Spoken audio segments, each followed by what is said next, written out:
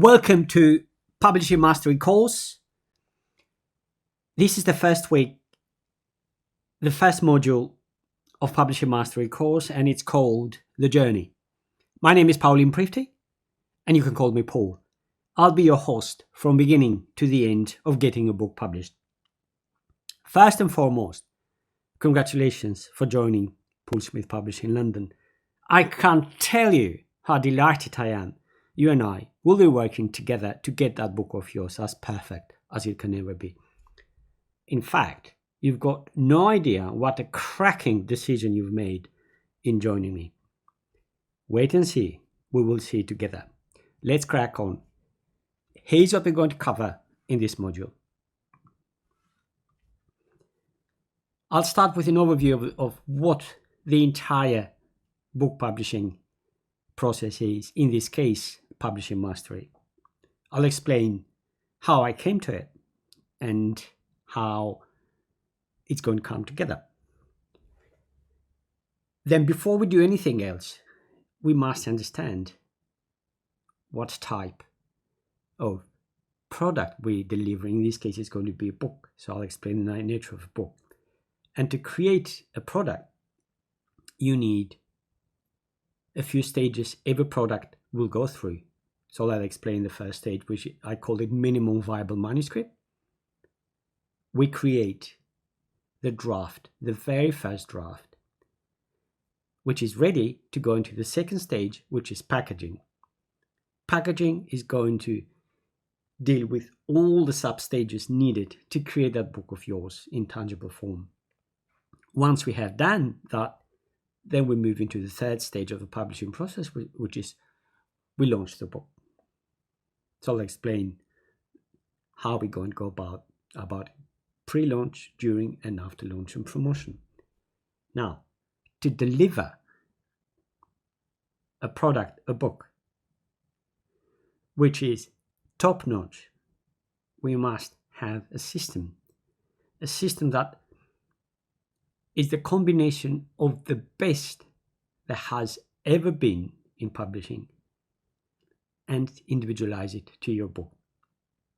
To explain it better, I'll take you through New Millennium Publishing versus Old Millennium Publishing, so you can understand how we can back up every claim we're going to put forward with your book. And like anything else, when it comes to a process, in this case, book publishing process, a lot of it comes down to how we communicate. So like I'll explain the communication essentials, as I call it, and why it's important to take it one by one. At the end, I'll explain Publishing Mastery Author Community, what the idea behind it is. It's one of the most important parts of the communications anyway. And then we'll wrap it up with action steps. Every module is going to have action steps.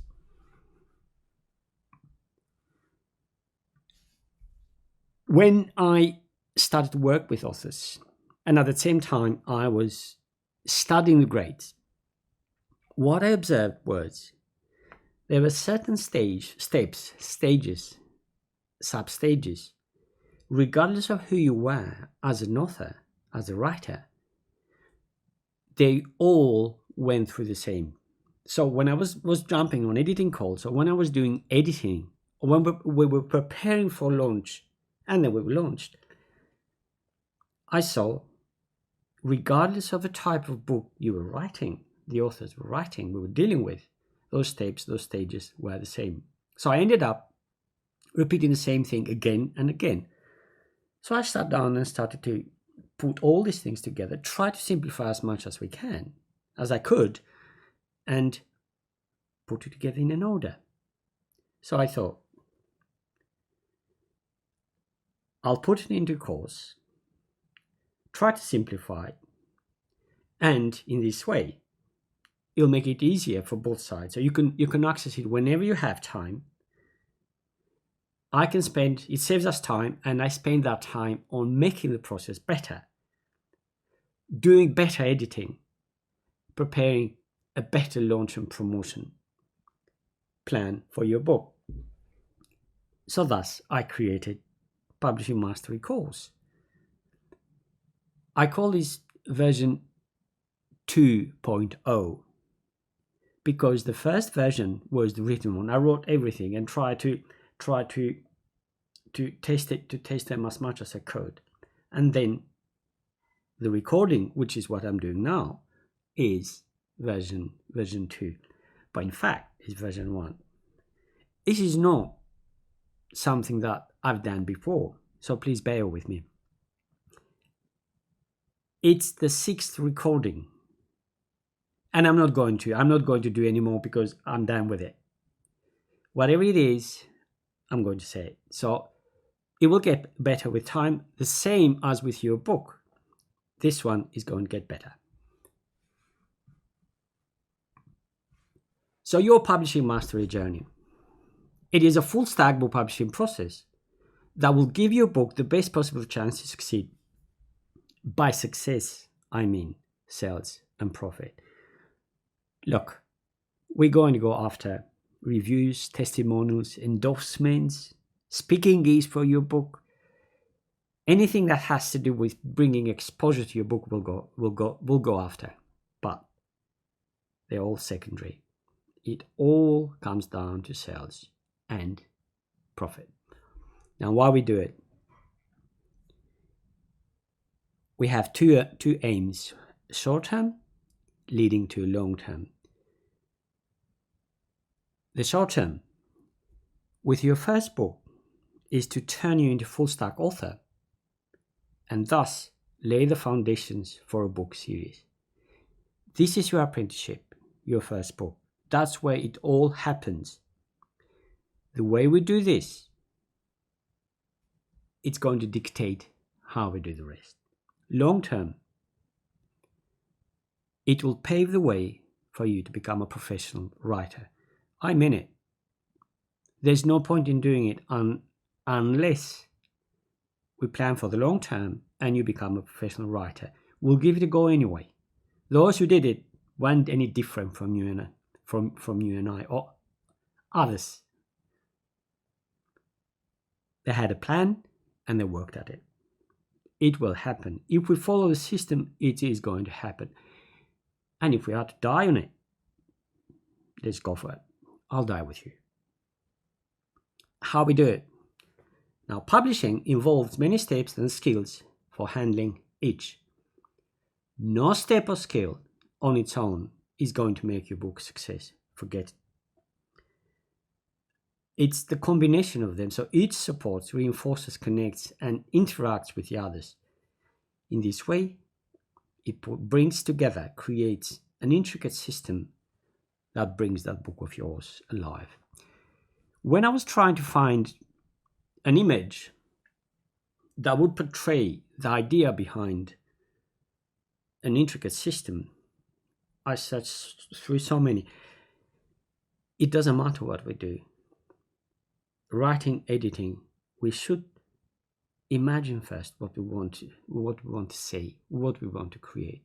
It makes it easier to articulate the rest.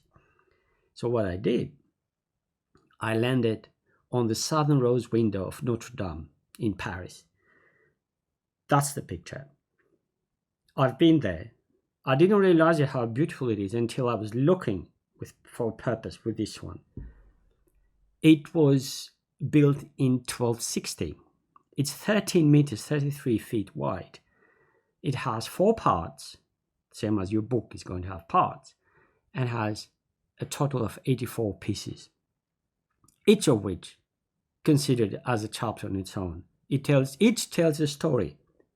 They're not the same, they're very, very different, but they put together in a natural and logical order that creates that particular system.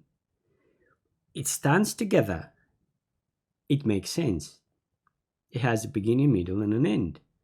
Now, if you remove one of these pieces, it's not going to be the same. It's going to be incomplete.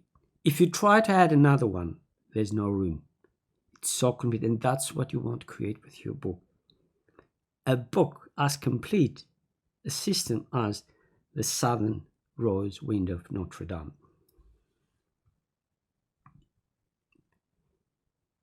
And how we're going to go about this? We're going to split the process into chunks. And in terms of publishing mastery, those chunks translate into stages. This is the first stage we're doing. Weeks. The first week is going to, every week, in this case, every week is going to deal with a particular part of the publishing process. The first week is going to be laying the foundations, and then modules, and then parts. What we're doing right now is the first module, the journey. And what we're talking about now, the part, your publishing mastery journey, that's a sub part of the modules. So that's the order we're going to have them. And then to make that part, as a result, the module and the week and the stage simple, clear, and complete, I'm going to give you examples. Whenever I could, I went out and took photos, images, researched the examples I wanted. I want you to know, to illustrate the principle. And tools of the trade. Every time we go through a process, through a stage, we need to do homework. We need to have certain elements that are going to make it easier to complete the publishing journey. I call them tools of the trade because without those we can't deliver it. So one of them, for example, is going to be, one of the first attachments you're going to get is a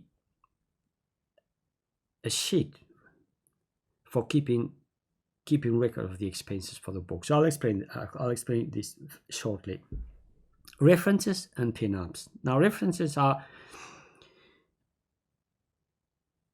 any quotes, anything that is related to the topic we're talking about, that is going to comprise the principle or what we want to say or see simply, clearly, and forcefully. And pin-ups are sayings or rules that I'm going to put together, and you'll be able to upload them or see them. And they're all, what they do is they complete their backup references, tools of the trade, and of course the examples. Instructions, homework, action items. Every time we finish a module, there are going to be instructions as to what needs to be done before we move into the next stage. There's going to be homework, exercises, and then at the end, action items. It won't happen until we take it one part at a time, tick it off, move to the next. Is that compound effect we wanted to create, and it won't happen without keeping all these steps in this order. And the method we're going to use to get it all done is reduce each chunk into a linear 3-part process. It's going to be what we're going to do, why, and how. As far as what we're going to do is we define the task at hand and how that particular task is going to fit into the process. We forget about the rest, tick it off, move to the next. We also define the reason, explain it, clarify why we're doing it, what principles and fundamentals we need to understand, apply to do it, and dispel myths and misconceptions. There are always myths and misconceptions when it comes to parts of the publishing process, but even more so in publishing, actually, more than in any other industry. And then once we have what we do and why we do it, it becomes easier to lay down the steps needed to tackle, and then we execute. As far as the execution is concerned, whatever we're tackling, we're going to strip that part down to its bare essentials. We build it up again. Well, we build it up again in a way that would stand the test of time. If we do it that way, then we don't need to do it twice. And throughout the whole process, we simplify, we test, and then improve it as much as we can, and then move on. The most important thing is, as far as the execution is concerned at this stage, while we execute each part, we consider it the most important of all. We wipe out everything and we go at it. That is the first and the only step that matters. And what matters is that every part must be made to work extremely hard to earn your readers' time, money, and ultimately your readers' trust, because that's what it comes down to. Every word, every sentence, every part of the process must justify its existence. If it doesn't, we remove it. And that's how we create that intricate system, that rose window I showed you earlier with your book. And what's going to make it gel is two very important elements. It's the building block composition, one block at a time, so we put it together, and the order of those, we put those building blocks. They're as important as one another. One cannot do without the other. So what you end up with then is it's a story. It is all about stories. There's going to be another module in the first week called Facing the Demons. So I'll explain some of the most myths and misconceptions about publishing, writing and editing. One of those is fiction is not only about story. No, it's nonsense. It's all about story. A publishing journey, it's all about stories. And a story that would stand the test of time. And The Alchemy of Eternity, I call it, as far as books are concerned, is a book built on universal principles, but individualized to your idea. Every book will go through the same steps, but we take those steps and we shape them to the message you want to deliver and to that particular reader you're aiming that message at. Like in any other process, there are pitfalls to look after, to be aware of. And it's leaving a step incomplete or upsetting the order of steps. Sometimes both. It always backfires. When it comes to the first time, and it doesn't matter how many books you've written, whether this is your first book or not, the first thing to do is execute the steps as they come, so you can get a full picture of how the whole process fits together, how it comes together. Then once you've done that, there will be parts of the process where you need to go back again and again. Then you can easily do that. You can approach them, tackle them in any order that suits the way you operate, right editing, and the message you want to deliver with your book. But this is very, very important. And how you approach this is trust and enjoy the process. Become one with it. That's not me who said it. It's two of my co-authors, Helen and Dominic, when they were asked by one of my authors who wanted to talk to some of my authors and find out about the process. It was Gemma. And they said to her, look, trust and enjoy the process. Be one with it. And this is amazing because what will happen is, as the book takes shape, it's going to taste you like nothing else. It will. Big time. But it has a job to do. And as it does so, be patient with it. Let it do its job. And I guarantee you're going to come out at the end of the process a completely different person. The deadly importance of week one. I'm coming back to this because it's absolutely crucial to understand it. It's all about foundations. How you start shapes and conditions dictates the rest. And starting is always about principles, understanding principles and fundamentals.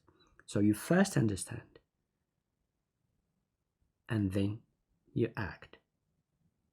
Time will come when you will be able to do both at the same time, but with a book, it's important to take it one at a time, particularly when it's the first time. we go back to school, and I mean it.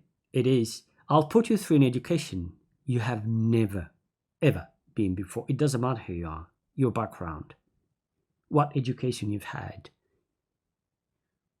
your age, where you come from, what you look like. Not at all. When we're done with your book, through your book, you will, not only will you be a different person, but you'll see things very differently. Let the book do that for you, and I'll show you the way. The week 1 is the most important week of the entire book publishing mastery journey, because it dispels myths and misconceptions about publishing and cements the way for how you first going to write. Writing is a process. We need to shape it and need to know how to do it. 2, how you handle the editing process. These 2 parts are completely different. How you write and how you handle the editing process.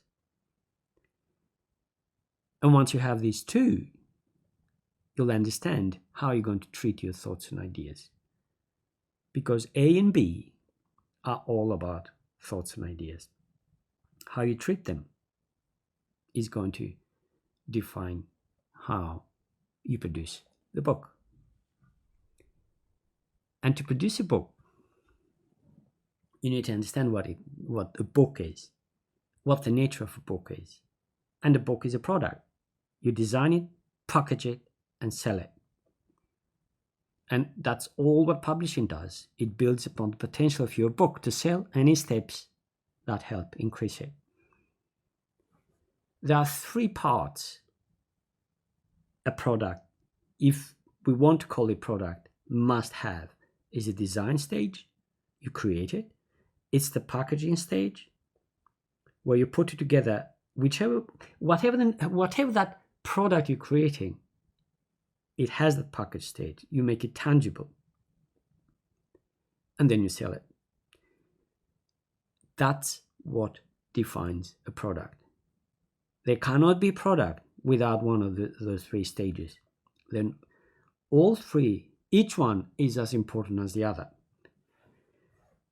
When one of the grandmasters, I call them, we're going to learn from, is Stradivari. He produced the best instruments, violins and cellos the world has ever seen. He designed them himself. He packaged them, and then of course he sold them. He considered the packaging stage as important as the design stage.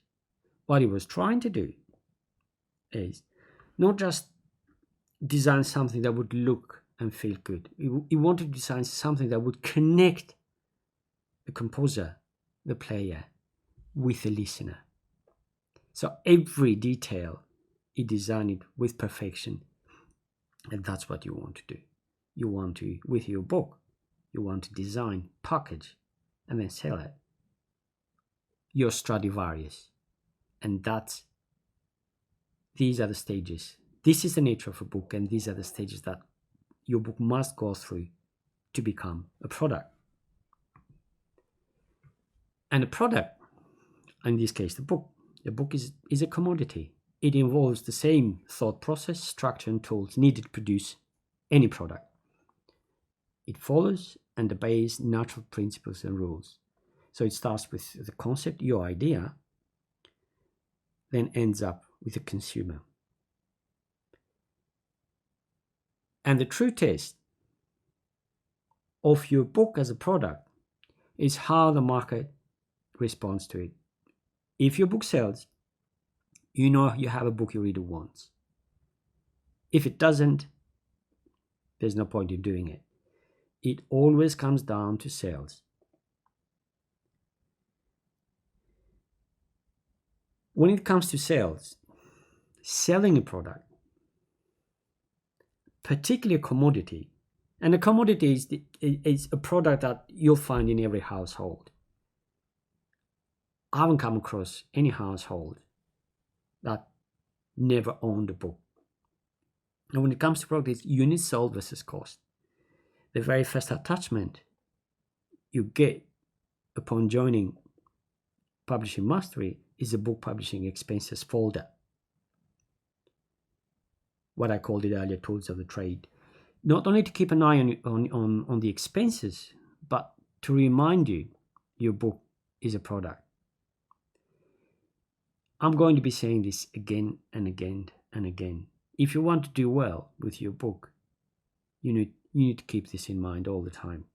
Because when you publish, once you hit that publish button, you become a stall keeper.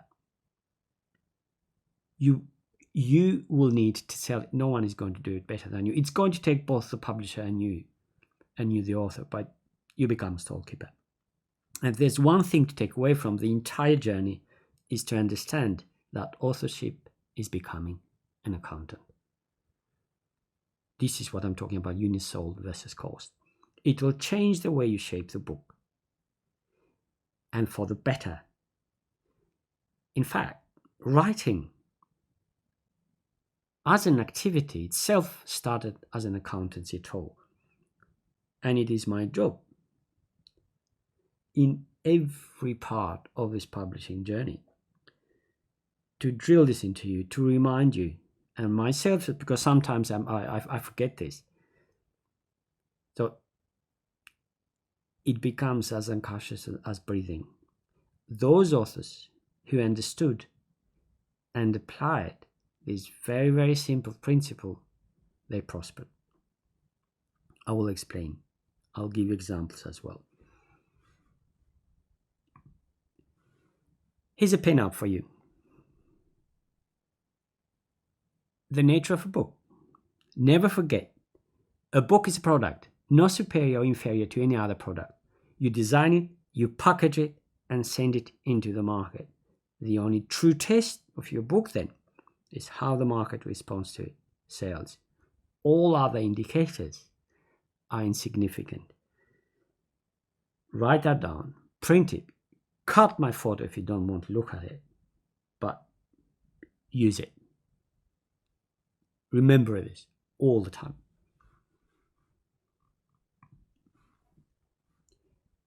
Writing started as an accountancy tool. It started around 5,500 years ago, between 3,300 and 3,500 BC, in a town called Uruk in Iraq, was called in Mesopotamia. Someone came up with a very simple but very effective system as an accountancy tool. Trade was started to become quite big back then in the Bronze Age, and it was important to keep record of things. What you see here is the cuneiform writing. That's the first ever writing that was invented. And cuneiform writing, it was all about units that came in and out of the temples. What you see in here is an example from the largest collection of cuneiform writing in the world, the British Library, and this is about units of beer. And all those signs have got to do with the number of units of beer sold. Cuneiform writing they were wedge shaped, made of clay parts, small parts, different sizes, where people started to write. When it was wedge, started to write on it. That's why it's called cuneiform writing. Later on, somehow the writing as a system found its way into Egypt. Egyptians took it and turned it into an art form. It would take around 1,800 years after cuneiform writing was invented for writing to become a tool, a literary tool for writing. And when it comes to Egyptian writing, it was first and foremost as an accountancy tool, and then to write poetry, mostly for kings and queens and for their deeds. If you were to look at the Egyptians' writing, what you'll see almost always they use two colors. It's red at the top, always at the top, and then black underneath the reds. All those reds are about items, deficits, anything that needs attention in terms of accounting, bookkeeping, the beginning of stanzas as well, the beginning of a page and beginning of a paragraph, the most important parts. Then later on, the Greeks and the Romans evolved writing even more. This painting is from the ruins of Pompeii. It's one of the first images we have of writing, someone writing. Then later on, the scribes, it was done by hand. What they did was whenever there was a beginning of a paragraph, for example, they added, this is in red, what we nowadays see it as a drop cap, to attract attention. I went to the British Library and took a photo of the Gutenberg Bible. They have the drop caps almost spread out throughout the page, because what they want to do is they want to draw the attention of the reader to the beginning of the part, but they all are about important parts of the manuscript. So we come back today, what we have is the typesetting. This is a drop cap. What I wanted to do is, every time now you read a book and you see a drop cap, to make you remember, to remind you that writing started as an accountancy tool.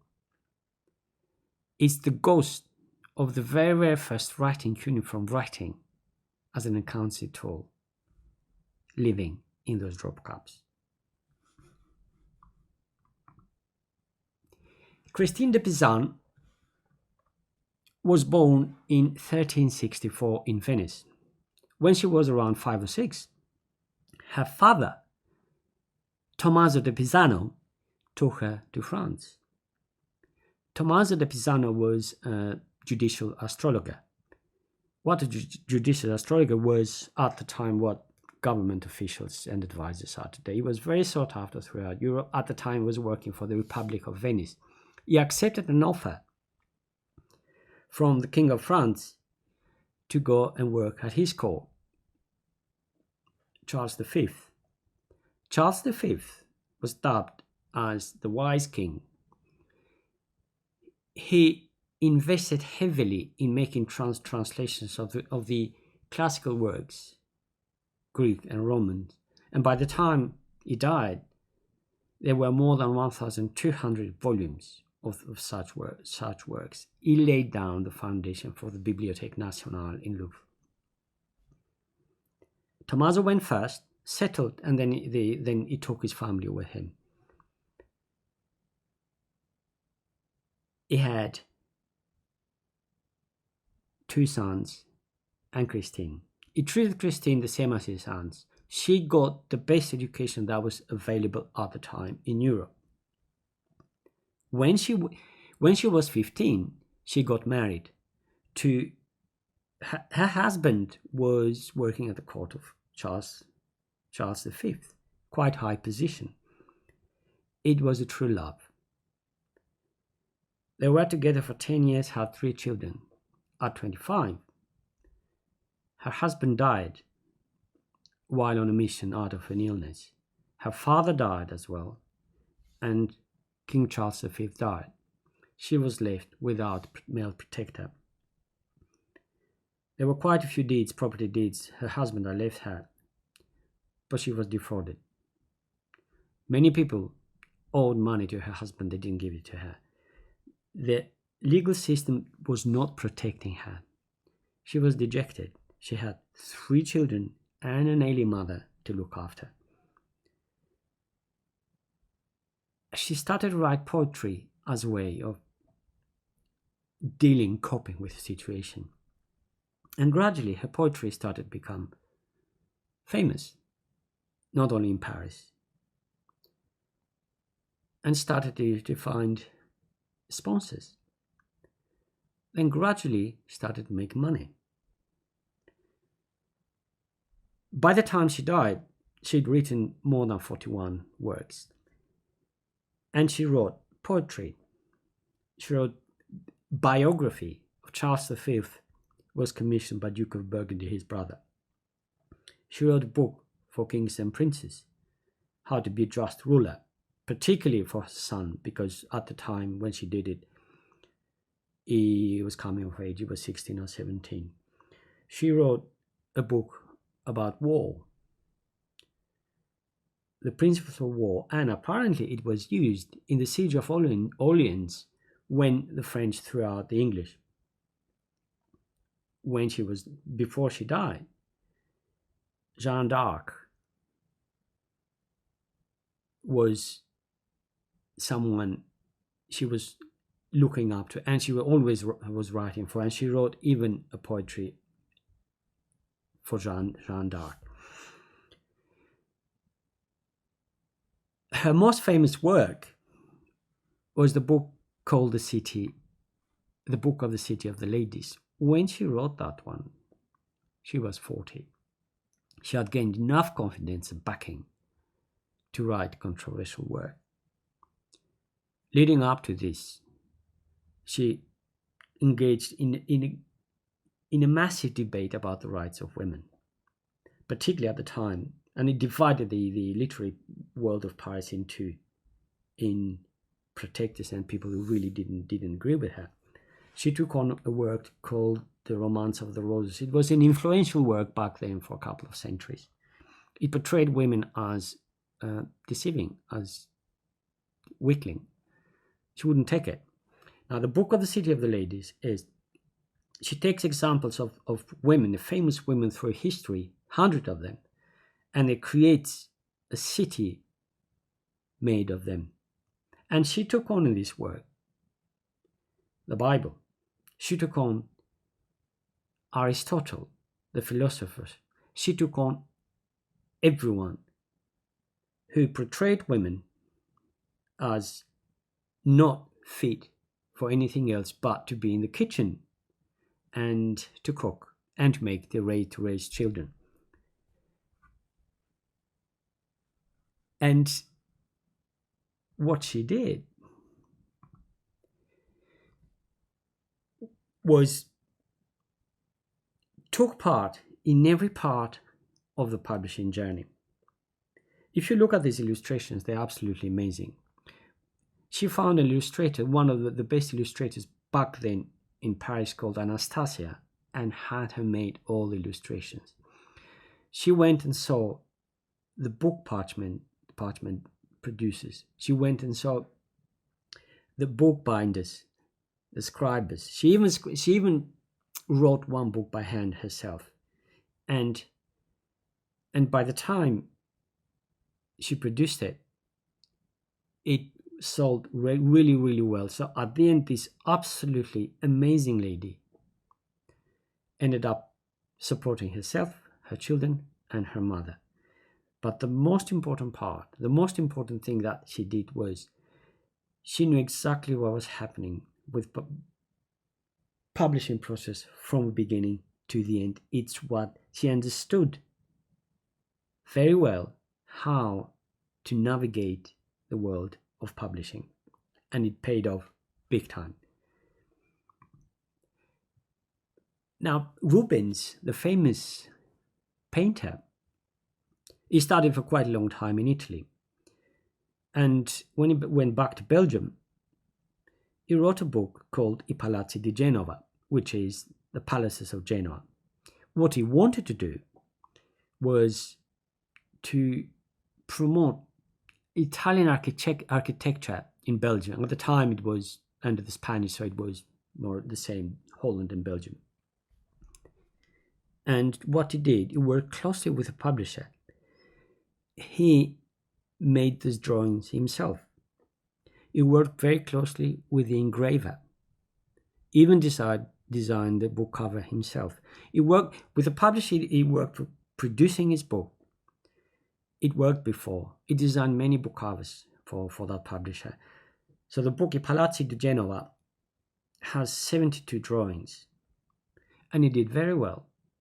Later on, he published another edition, a second edition, where he added 63 more drawings.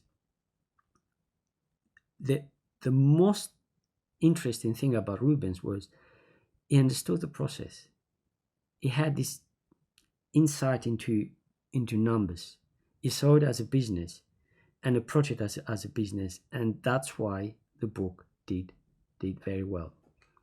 But when it comes to George Bernard Shaw, I went the other way. It went in a completely different route.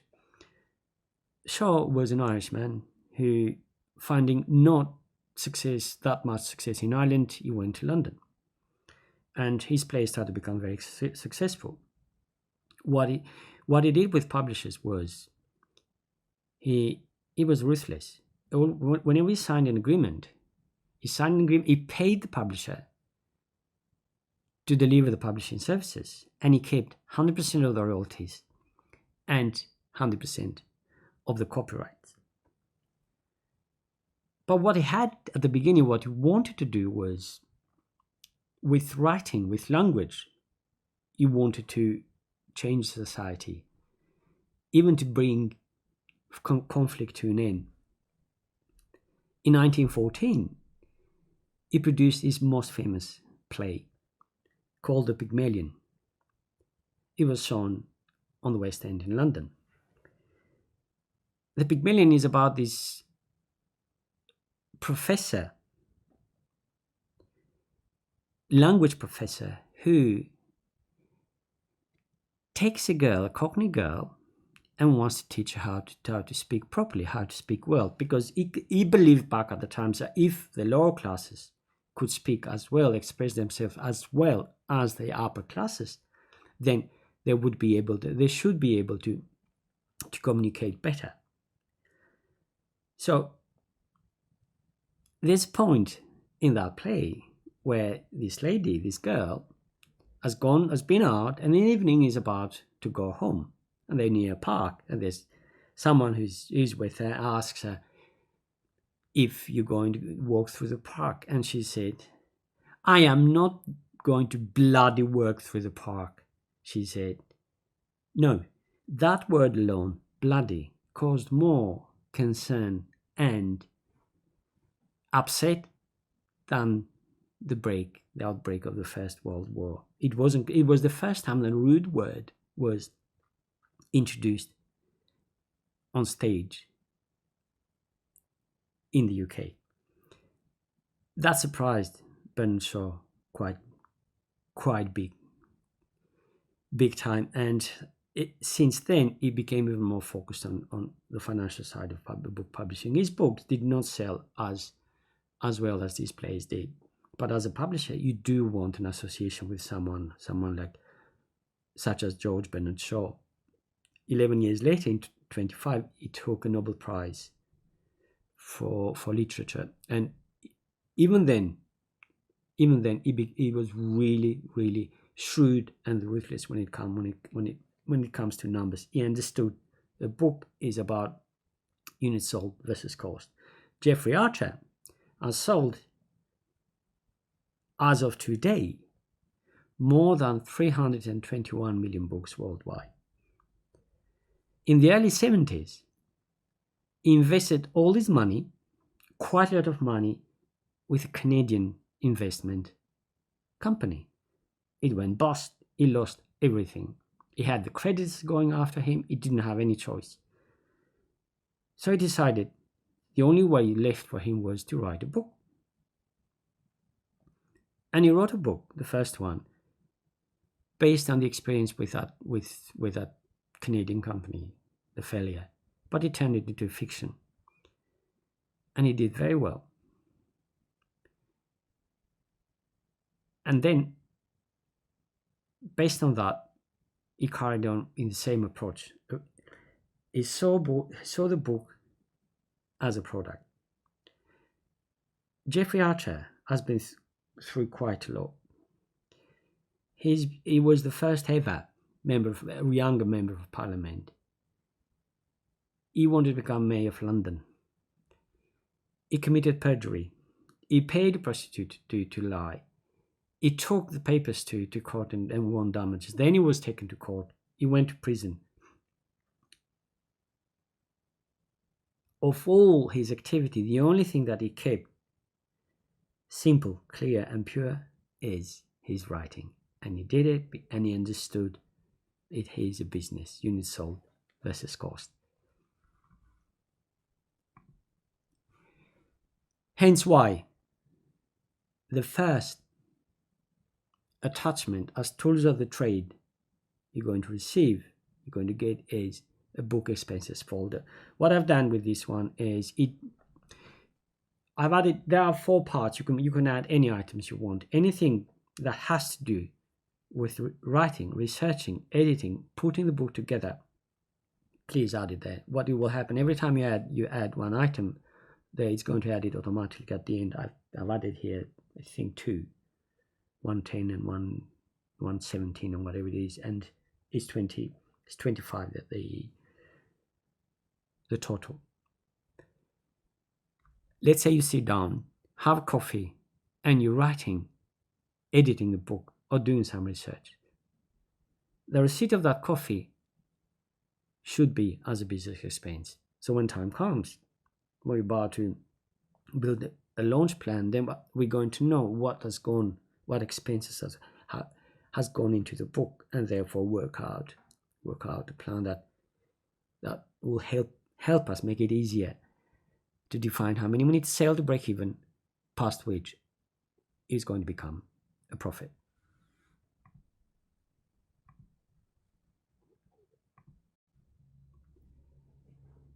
You'll find the folder underneath the section that says tools of the trade or references.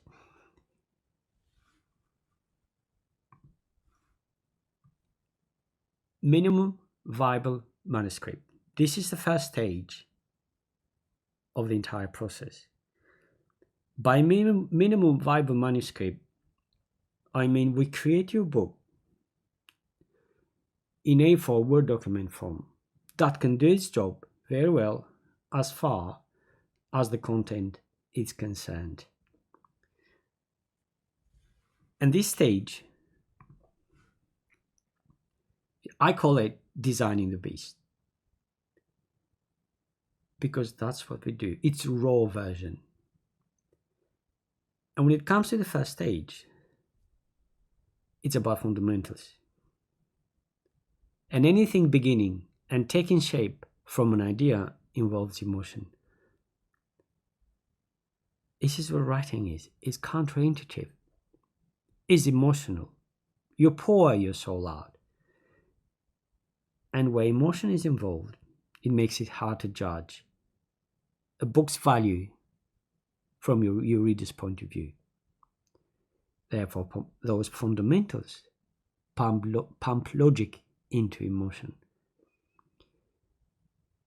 When you write, you can't control what you do, and you shouldn't control what you do.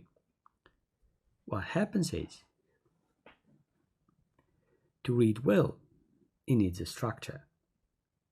And that's what the structure is all about. Its fundamentals equation is principle plus examples, and example plus principles. Fiction on fiction. But let's talk about the fundamentals. Whenever a principle is clear, we back it up with an example. It makes it easy to understand. But sometimes a principle can be introduced better, explained better by an example, then we back it up by formulating the principle. And that's the whole idea behind fundamentals for the first stage, designing the beast. In this stage, there are going to be 3 sub-stages. It's going to be writing, and then what we call about the editing process, which I call it polishing, and then assembling it. Writing is all about dumping out ideas and content to a structure. We will define that structure first, and then we'll start to flesh it out. But when it comes to polishing it, we'll keep two things parallel. As you keep fleshing out, add bulk to the book, you start to add value by revising it. And it doesn't matter how many books you've written. This is the same, never changes. It's the same drill. We keep them parallel, but we don't mix them. And the most crucial part of this stage and of the entire publishing process is your ID reader avatar. It's your readership market. Who is the book going to be for? And parallel to writing your book, you're going to be designing your ID reader avatar, because the entire book is going to be shaped around it. And you never ever takes your eyes off it. If we don't do this right, there's no point in writing the book at all. And as part of the polishing process is presentation, what I call house style. We'll get to it another time. And reading is very visual. It's what the eye sees, and it conveys to the brain. So the content must deliver a consistent and smooth reading experience, so nothing jumps out of the page.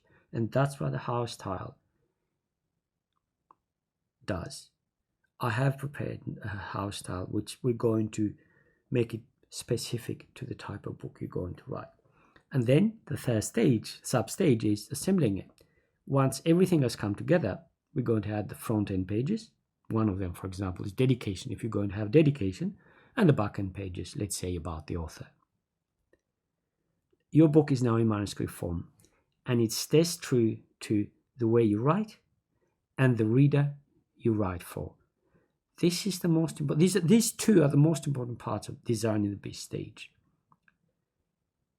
And once we merge these two together, congratulations, you have created the DNA of your book. And we're ready to go into the second stage, which is packaging. Provided we've done the job right in the first stage, this is more mechanical. It's more about ticking off boxes.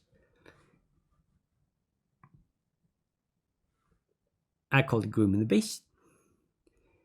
All publishing is and does is it packages your thoughts and ideas.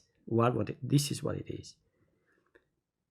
And why we do it is to increases your book's value in two fronts: the visible and the invisible. The conscious and the unconscious. And how it does it? Packaging is copywriting. Every piece, from the book cover, from your bio to the log line or the blurb at the back of the back cover, they ought to compel, force your reader to grab your book. A large part of the packaging process is market research. So what we're going to specific targeted research that aimed at satisfying your ID reader's tastes and expectations. We find those, and then we shape the entire process, this particular stage, around those tastes and expectations. But also it's convincing the algorithm machine your book is suitable for potential readers, the most suitable for potential readers. So once the research is done, we sneak these. For example, keywords, terms, and phrases related to your book. We put them in your product description, blurb, in your bio, even when it comes to book title and subtitle or chapter headings, subheadings. So packaging has a lot to do with look and feel. And again, look and feel operates on as the visible and the invisible. So we design the format, and format the interior, the exterior. The typesetting of different book versions needs a different approach. So with covers. And we do so they tell the eye what the book is about. They make the reader want to find out more. It works on both the conscious and unconscious. At the end of this stage, congratulations, you have created a marketable manuscript. And then and only then, we prepare for third stage, which is product launch and promotion. When it comes to launching a product, particularly when it comes to books, it's important to have a system pre-launch build-up, during launch, and after launch plan.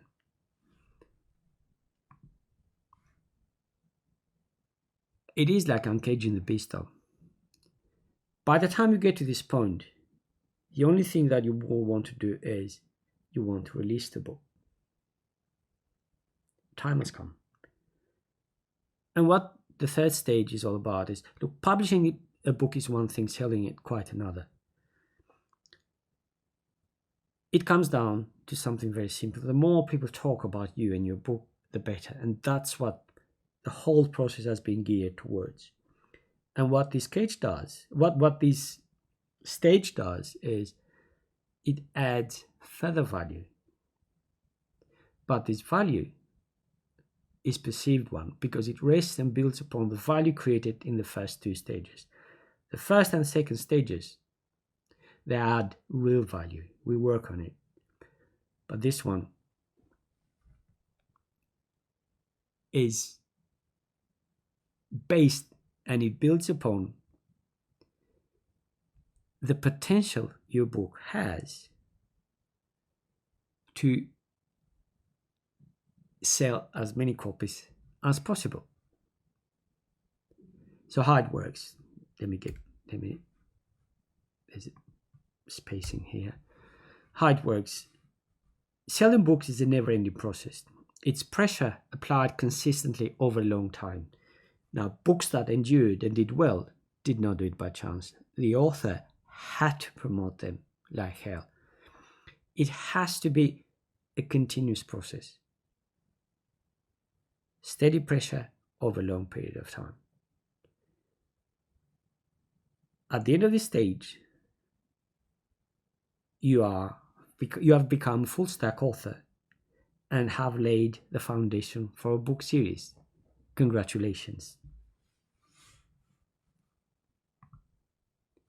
And what matters now is, forget the second stage, the third stage, their time will come. And I do mean it. Forget completely about them. Particularly the book launch. Wipe it out from your mind. Time will come and we'll deal with those really, really in detail. And there are two reasons for this. You don't have a product yet, and you need to create it. And we create it, we do it properly. Enter, therefore, New Millennium Publishing.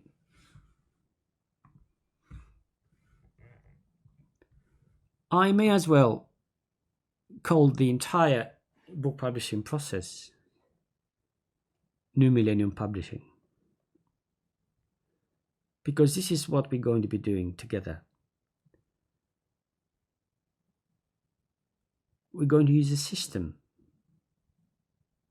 that combines the best of traditional publishing, what they call traditional publishing, and what the online publishing has provided. And the best way to do it, to explain it, is to compare New Millennium Publishing, what I call the whole system, with Old Millennium Publishing.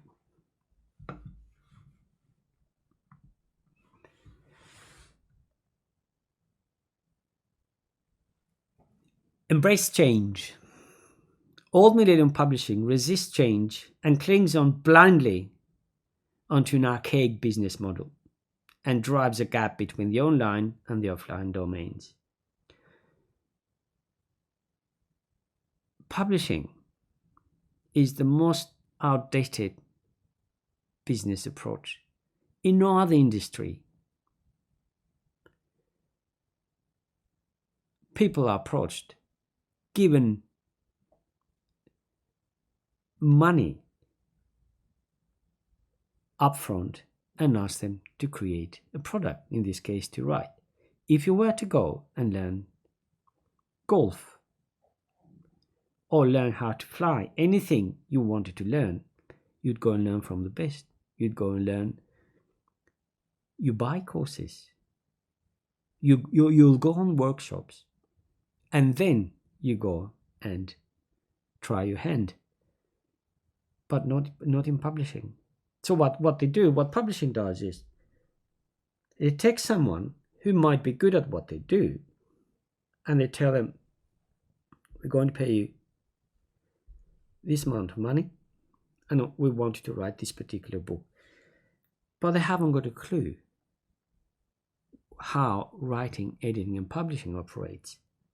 How are they going to produce a good book? You need to train the writers and the authors. You need to show them how the process operates. And what's more, there's a divide between online and offline publishing. Many companies, particularly the long established publishers, they can't stand Amazon. But Amazon has changed completely the face of publishing. And what results with this approach is publishing creates books whose shelf life is no more than 2.5 years. They go at it blindly, so they try to take on as many as they can, hoping that there's a fashion. There's a fashion that lasts for a short time, and they produce books to satisfy that fashion. It doesn't work that way. We need to build for the long term. And New Millennium Publishing changes and evolves. It focuses on quality reading and listening experience, and uses the best of offline and online publishing methods without taking sides. We're going to use Amazon. We're going to use Ingram Spark. We're going to approach offline stores as well, but we don't want to take sides with any one of those. We want to use both. And it's all about systems and order. Old Millennium Publishing uses technology to distort the process, creating a flaky dream made of shiny covers and vague marketing strategies. That's because it doesn't understand that publishing is a complex process. If you miss one step, it's going to derail the rest. I've lost count of publishers, editors, who take one part of the system, the process, and present it as this solution to become a bestseller, this solution to become famous worldwide. It doesn't work this way. It's the combination of both that's going to make it happen. And that's why New Millennium Publishing sees publishing as a multi-layer system. And it strikes each layer with unconditional attention to detail. If we don't do this, we won't be able to give you book the best possible chances to succeed. And we go after attainable goals. Old Millennium Publishing paints writing as surreal, hard to gain skill, though, only for a few eclectic minds. And as a result, it discourages writing and gives rise to an industry which capitalizes, even praise, on a writer's genuine wish to share the book with the world. I had an example a year and a half ago. A lady from Australia, but she lives and works in the UK. She's a carer. She's, I think, in her mid-60s now. She was looking after a lady who was in her 90s. And she had a terminal disease, and she died after a couple of years being with her. Her death affected her so much, so what she decided to do, the lady is a nurse, to research, learn as much as possible about health people, her clients, to prolong their life. And she wrote a book about how to deal with a chronic disease for people, for older people. And she found a publisher who's based in Canada. He made her pay £30,000, and there are only 2 chapters through the book. It's criminal. It's one of the reasons why I decided to go into publishing, to make a difference, at least to make a dent. This is not right. So New Millennium Publishing makes writing simple, down to earth. It debunks myths surrounding it and shows writing is a skill anyone can master. All you need is a desire to write and a process to follow. Once you have these 2, you don't need to worry about the rest. And it comes down to testing. Old Millennium Publishing thrives on bombastic and realistic claims, promises, and shies away from real specific figures. Ask anyone, editors, cover designers, book promoters, book coaches, whoever they are, to give you a specific number, unit sold versus cost. They're all going to shy away. They don't know. I've done that. I've tested that so many times, and they say it's going to sell. Wait, a nice cover is going to sell. How many units? What do I get in return? They all buckle. They can't. The New Millennium Publishing flashes out the clueless and so-called experts and gurus, promoters, and so on. It uses and relies on testing methods. We have to test again and again and again. There was a writer from the States who approached me 3 years back. She'd written a book. It's one of those books you come across once in 10 years. Very, very good. She'd been on around 650 dates with men and had selected the most striking ones and put together for ladies over 40 how to find your soulmate. When she finished it and was about to get published, she wanted to know how to market it. She found someone, a publicist instead, who'd promised her she would bring quite a lot of coverage, charge her 1,500, I think it was pounds, if I converted it, wrote an article and left it at that. There was not a single sale done. It has to be tested. Everything needs to be tested. And it's all about service. Old Millennium Publishing turns writing into an ego-boosting affair that forgets it's only aimed at the reader. It's funny, in London, where the office is, Olympia Exhibition Centre is no more than 12 minutes walk. That's where London Book Fair takes place, and I'll go there all the time. It's surprising. The whole exhibition is geared towards the author. They forget the reader. The reader is the one who pays for everything. And sometimes I'm struggling. I don't know whether I'm going to go next year at all, because I don't see no point. New Millennium Publishing places the writer in the service of the reader, and above all, treats the reader as an equal. It's not about you. It's about you, reader. And not only consider your reader as an equal, but your reader is your master. My loyalties are not with you, the author, but with your reader. If I let your reader down, then I have let you down. It's very important to understand that. And we need to plan for short and long term. Old Millennium Publishing sees and plans for the short term.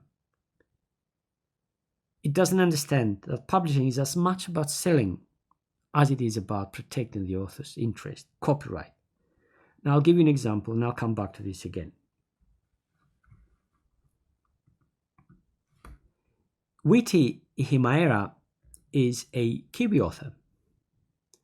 He is one of the first Maori authors, writers in New Zealand. Very successful. He wrote a book called The Whale Rider, which turned into a very successful movie. He was signed with Penguin. And he wrote another book. It was a fiction called The Trowena Sea. He used quite a lot of quotes from other authors. It was quite a good book. At the beginning, when you have a bankable author, even then, what you do is you produce as a publisher a hard copy of the book, and you make quite a good profit with that. So Penguin produced around 4,000 copies, first print, first edition. At around 8 months after it got published,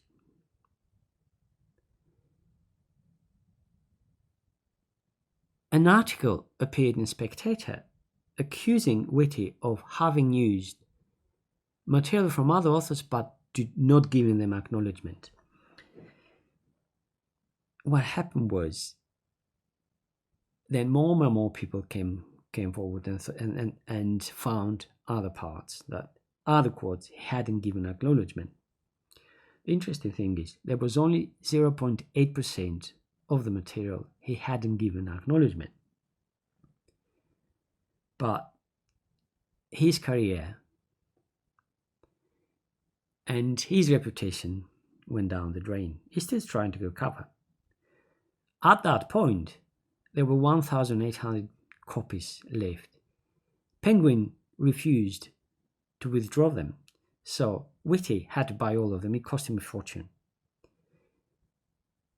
If you try to find any information about Witi and Penguin about it, it's not that easy because Penguin has tried very hard to conceal this. But what surprises me, it's bonkers actually, is Witi was an author, a very established author, well-established author, published by one of the big five, Penguin. And they have the resources and the lawyers to check everything.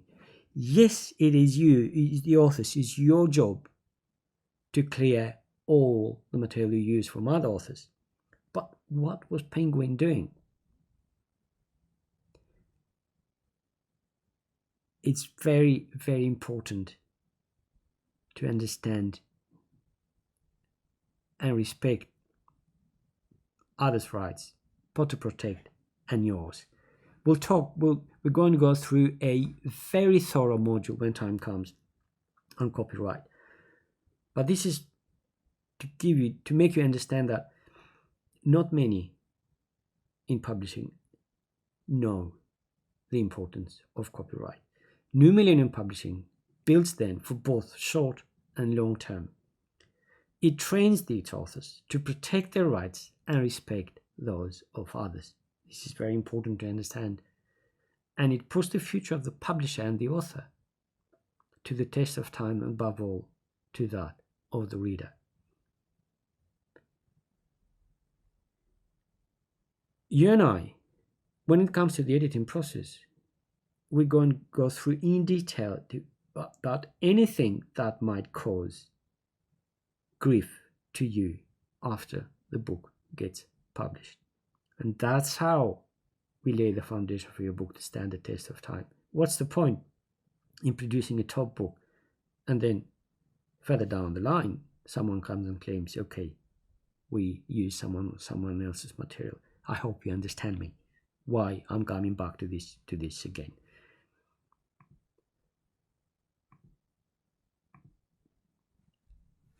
Like with anything else, it comes down to communication. How we communicate is going to decide when, the length, the timely manner we're going to deliver the book, and how enjoyable and productive the entire process is going to be. It's down to communication essentials. And we're going to...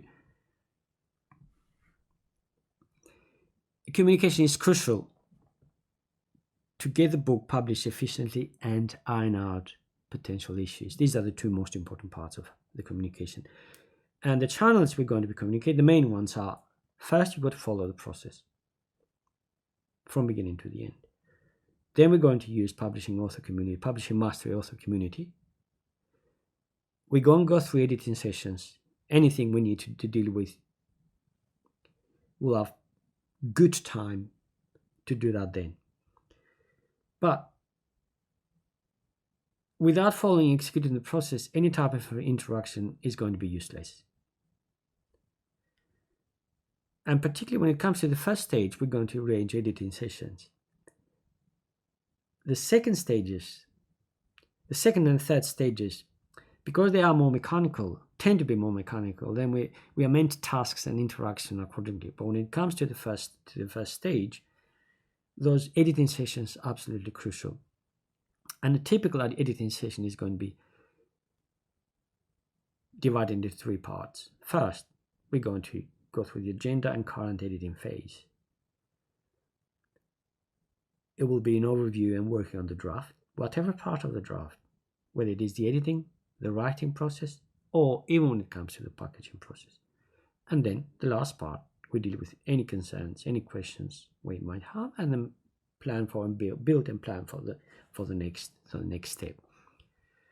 And if any of the above produce no clear answers, then we're going to use email or calls.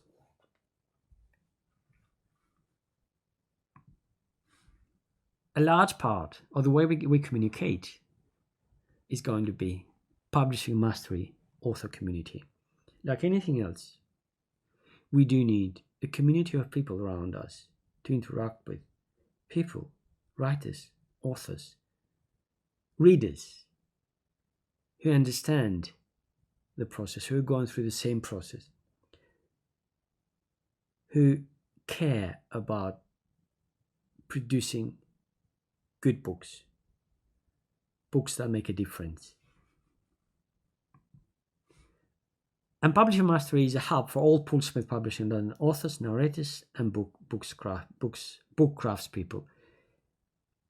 Here I include even readers. We do need early reader reviewers, and we're including them as well. 2, it's going to be an online portal where Publishing Mastery course, this is what we're doing right now, will be housed in. So you will be able to access the content, the videos, resources, the steps involved.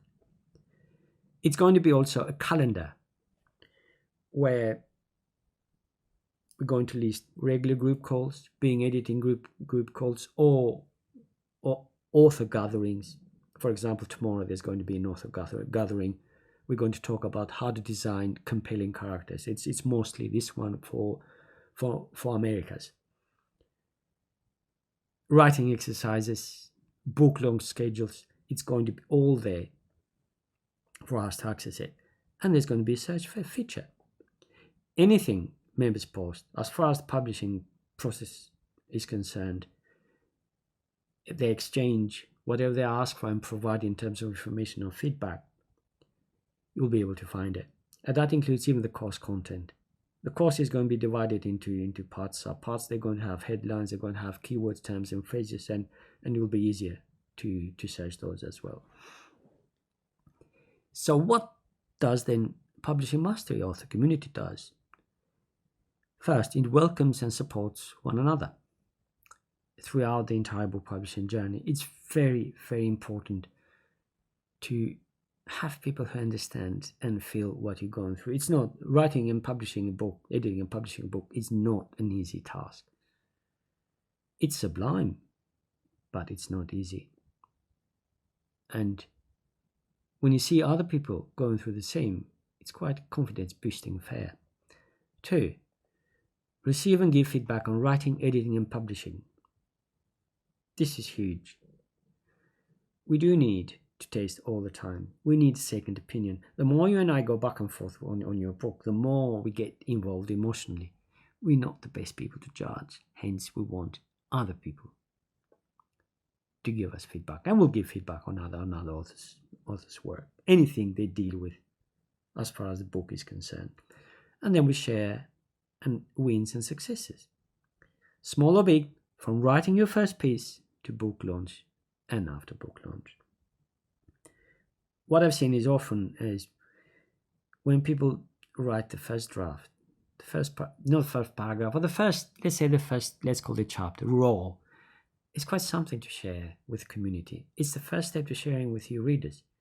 And it's a daunting part to start with, but once you do it, you see the importance of it.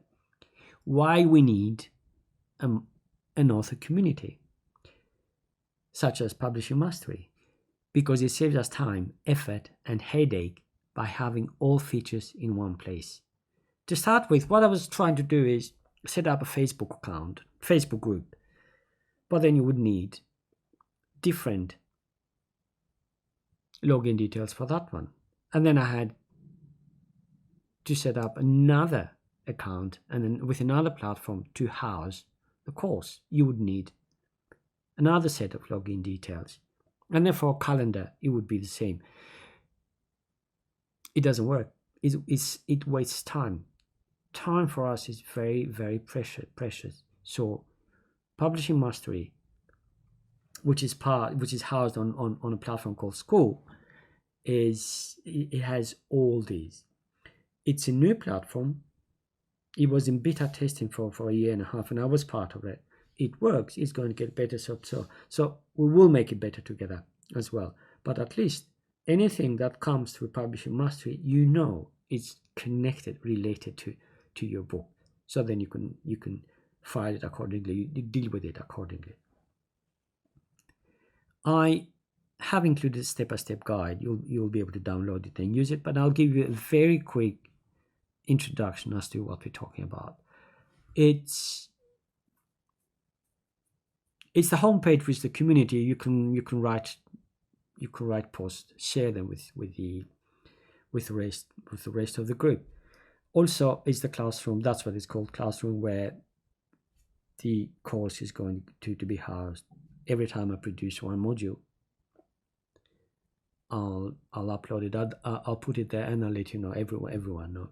And then we have the calendar here, which pretty much is most of what we're going to be using. It's not difficult to use it. You'll get when you join first, go for a very short introduction. Say hello, this is me. Put something very, very simple and leave it at that. And as we start to build your book, and we're going to post gradually our process there, what we do, and anything you want to know. It's going to help us quite a lot.